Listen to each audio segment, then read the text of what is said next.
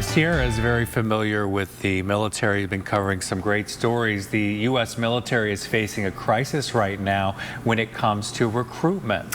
Yeah, and joining us to talk about his book on the recruitment crisis in the military is Matt Weiss.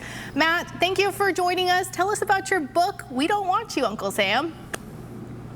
Thank you for having me. This past year, the military suffered one of their worst recruiting crises in modern history.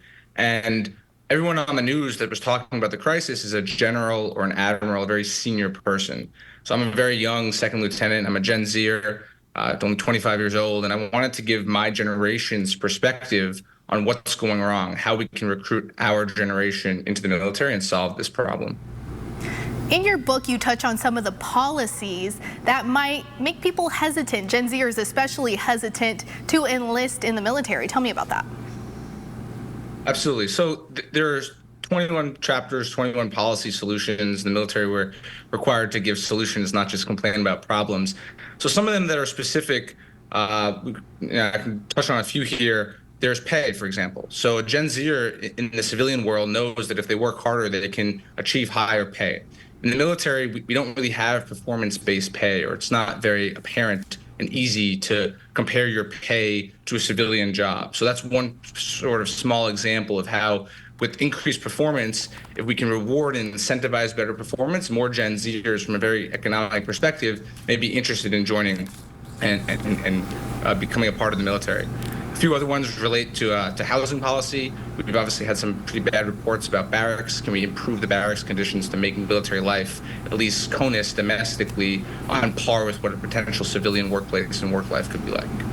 And you know, I traveled to the big military base in Norfolk, Virginia, and I spoke to a lot of people. They joined the military because of security, long-term security for their families, and that was kind of the number one thing that I heard from people. You know, what are the long-term benefits of being in the military, and what can be improved, in your opinion? It's a great question. So when I wrote the book, I obviously talked to thousands of service members at this point. And for Gen Z is the most anxious and depressed generation we've ever had. That shows up in the data. That could be social media. That could be the time period we grew up in. But the military provides the world's greatest physical social network. For a generation that's looking for connection and sometimes only gets it online, physical connection with peers, the military life is very unique from any other part of society. You're living together, you're working extremely hard together. It really creates these strong bonds, and that's what you hear veterans talk about, the bonds that they had. They fought for the person next to them. And so I really think that message of this is truly the world's greatest physical social network and experience and a connection you can have, unlike any other time period in life, is a really good selling point. It's really the value proposition of why a young Gen Zer may want to consider service over a very similar civilian-like job. And you know, Matt, I've been covering the military for about 6 years now, and a lot of times I hear people say they feel like this is their purpose, and you touch on that in your book. Can you break that down just a little bit?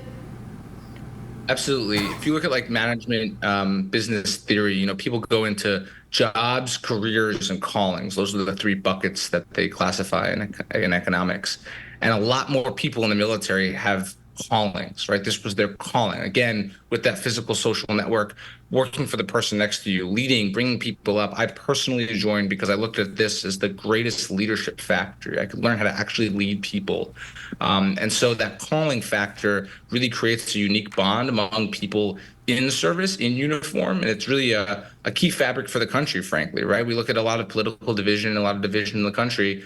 The military brings people from all over, all different communities, and it brings us all together. And so it really could be an answer. Service, more inclusive service for every community in the U.S. could be an answer to solving some of our division. Awesome. Thank you so much, Matt. And if you want more information on his book, We Don't Want You, Uncle Sam, you can find that on our website, 10news.com, later this morning. Thank you so much for your time.